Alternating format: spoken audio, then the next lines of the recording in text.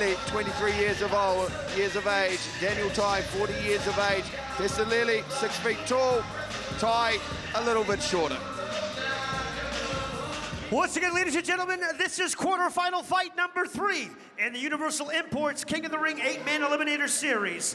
Introducing first, fighting out of the blue corner. He enters the ring wearing black trunks with red and silver trim. He's a boxer, kickboxer, and former K1 New Zealand representative. Representing City Kickboxing in Auckland. He has 50 wins, 10 losses, 2 draws, with 18 big wins coming by way of KO. Introducing Daniel Tai! And his opponent fighting out of the red corner enters the ring wearing black trunks with gold trim.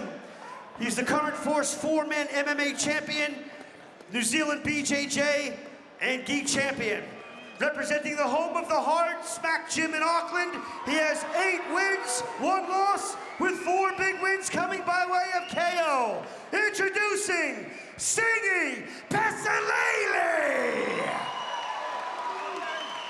Fighters in the center ring, please, for the Rebel John Conway's instructions.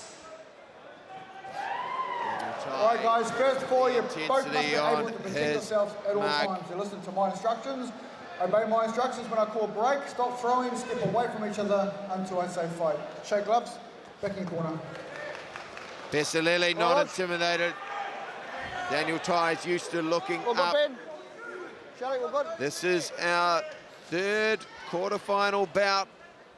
100 kilo king in the ring, 8-man. And once again, Sigi Pesaleli with the yellow labels on his shorts, the taller of the two. Boy from SMAC. And Daniel Tai now fighting out of City Kickboxing. Heavy leg kick from Tai. Pesaleli started off early with a nice high left kick to the body. Probing jab to the midsection. I'm very interested to see how Pesaleli deals with being actually the taller man. Every fight I've seen him in, he's had the height discrepancy and he's been the shorter man and having to work himself on the inside. We see him pressuring himself forward like he would against a taller man. I'd like to see him be a bit more patient, adjust, and use his longer range weapons. It's a very good observation. We can see him there trying to use the jab, but it's something he's not accustomed to. And Tai is a very solid leg kicker, and you can see he's landed 3 or 4 already. He's getting attention with his hands and dropping the kicks downstairs, and another one. And Pesaleli just hasn't got his timing right just yet. Yeah, Pesaleli's walking forward into the shorter man's range. Being the taller man, you're better off taking the center of the ring and waiting for the shorter guy who has to come in and walk into your range. We see him walking in, and Dan's landed some good punches and that low kick. Well, that's low kick too, runs in the bank, and you see Pesaleli's gone away from his lead hand. And one thing that he is doing, he's trying to fake, but he's not making those fakes believable. Again, leading with the left hook, where perhaps he should just be pinning him with the jab, touching him up. Yep, Dan's just waiting for him. He's defending that first phase well of Sigi, and he's coming back, and he's doing a great job on the counter with his low kick in his hands. Certainly looks in superb condition, Daniel Tai. Really solid and muscular. Sigi Pesaleli also the same. Pesaleli also, he's just tending to throw one-off shots, power shots. Again, better to set up, throw a couple of lighter shots, and look to open up the defense. Daniel Tai's got blood coming out of his right leg already. Looks like there's a cut there. That's not ideal this early in the fight. 30 seconds to go, and this is the first round of 3. Daniel Tai with his back to us. Sigi Pesaleli taking a heavy leg kick from Dan Tai. Pesaleli throws the left kick up high, and he needs to get those hands to work. Nice little jab downstairs to the solar plexus from Pesaleli. Fake high, went low again.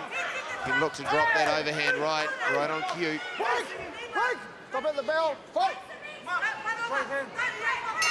That's going to be a hard round to pick. For mine, Dan Hooker, I think I'll lock that one away for Daniel Tai by virtue of the fact he landed some very, very good low kicks. Yep, Sigi's pressuring forwards, which you have to respect on the judges' scorecards, but Dan's counters were just too sharp. He landed 5 or 6 very good low kicks, and they might pay a toll in this second round. I'd like to see Sigi adjust, take a half a step back, and wait for Dan to come to him, as opposed to pressuring forward a bit too much. And you can see there the right leg of Dan Tai looks to have a cut on it. He came into the ring with bandaging over it, so that's opened up very early. Not good signs for later on the midsection as the kicks fight on, goes forward. Okay? Yeah. Get him worried about that. I'm telling you, he's not got a good midsection. If you do one good knee when you're here, one good knee, he's going to go down. Okay?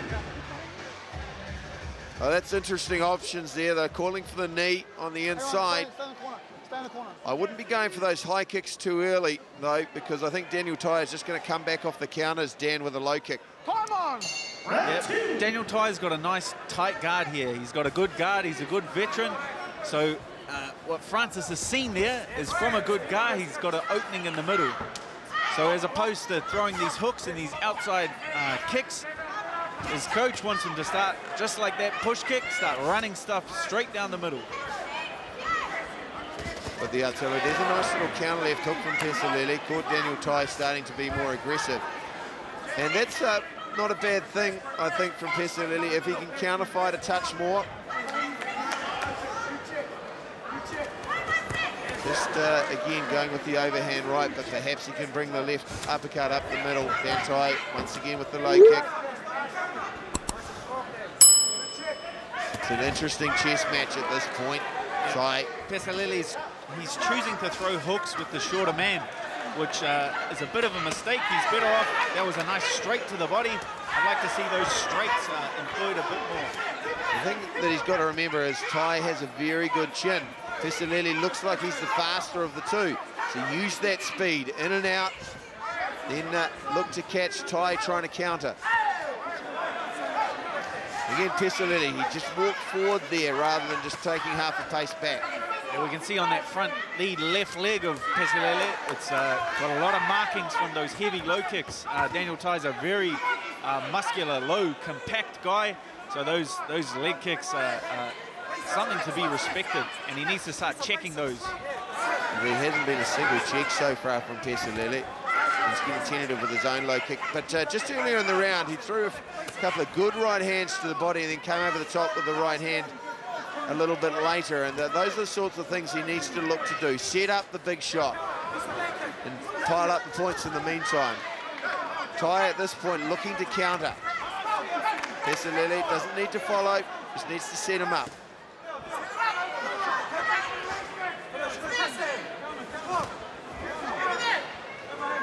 Daniel Tai just starting to breathe a little bit.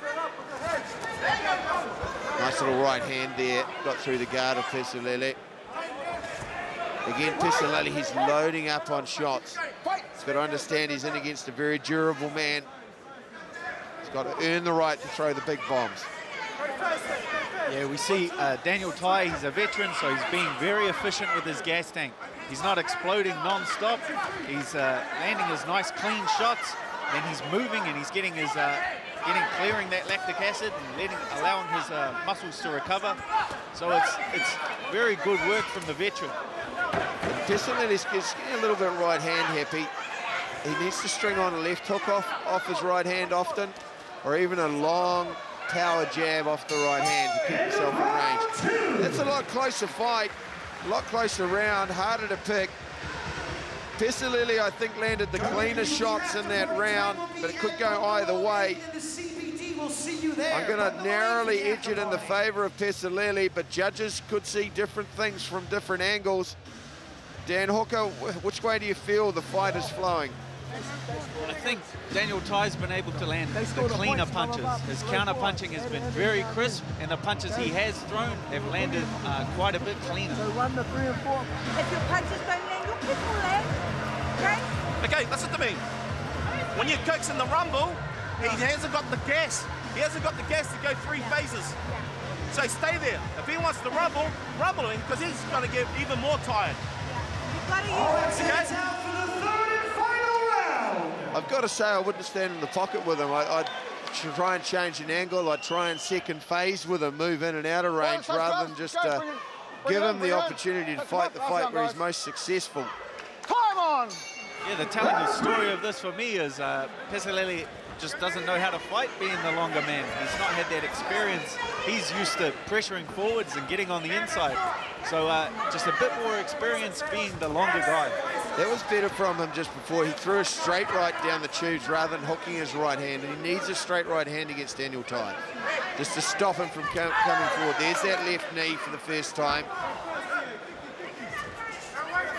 But again, he went straight to it. He's telegraphing it a little. Can't go straight back to it. You need to set it up. There's that leg kick again. Bruising starting to show on the lead leg of Pesaleli. This is round number 3. There's a much better jab from Pesaleli. He's been able to keep that lead arm nice and loose. He's landing his shots and now he's moving back. So he's doing a much better job being the longer man. Daniel Tai trapping him against the ropes. Pesaleli showing some mustard coming back. There's that front kick to the midsection. Now some of that money in the bank now from Pesaleli. Let's see if it pays dividends. Needs to do a little bit more work, but remember that second round was close. Tai won the first, so very close so far in this bout. And Pesaleli needs the final round, and he needs not to allow Daniel Tai to land leg kicks like that. He's landing this low kick even if he gets out of this fight. The second and third fight tonight is going to be quite difficult for Pesaleli with a lot of damage on that lead leg. And Daniel Tai just got clipped by a right hand. I'm not sure whether it was a slip or whether he was rocked, but momentarily he paused, and Pesaleli landed a nice left knee to the midsection in the clinch. And again, Tai, he's not worried about missing his shots. He's continually throwing the low kick afterwards. That one was checked there from Pesaleli, probably the first one of the fight. And Tai closing up the clinch, not allowing him the gap to fire the knee. 1 minute to go, very even third and final round. We could see an extension unless one of these guys can do something special. Nice long left hook, slapping from Pesaleli. And this is the kind of work he needs to do. And again, not crowding himself, just backing off. Big right hand to the body there from Daniel Tai. No, don't wreck it. Wait. Ruben Conway breaking them up. 30 seconds to go, third and final round. Pesaleli checking that one. Cramping himself once again. Break! Straight away. This is what can happen when you go up against a veteran. Good check from Daniel Tai. Low kick once again. Simple game plan, but it's been effective.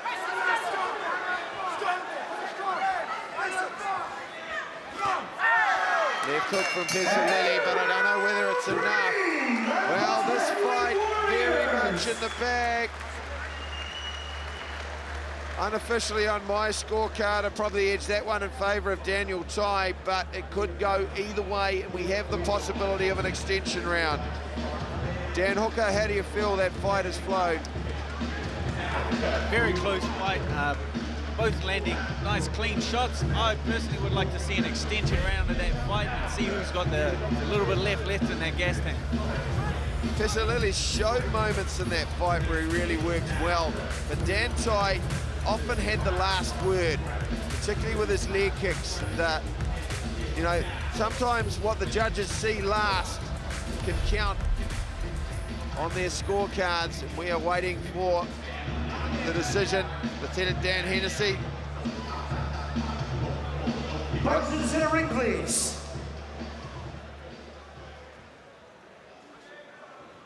Ladies and gentlemen, after 3 rounds of heavyweight kickboxing action, we go to the judges' scorecards for decision, where we find a unanimous decision winner. Your winner, fighting out of the blue corner, Daniel Tai! There you go. It was the leg kicks that did the damage. Daniel Tai, the veteran, stuck to the game plan, and he outpointed Sigi Pesaleli. Monty Beetham.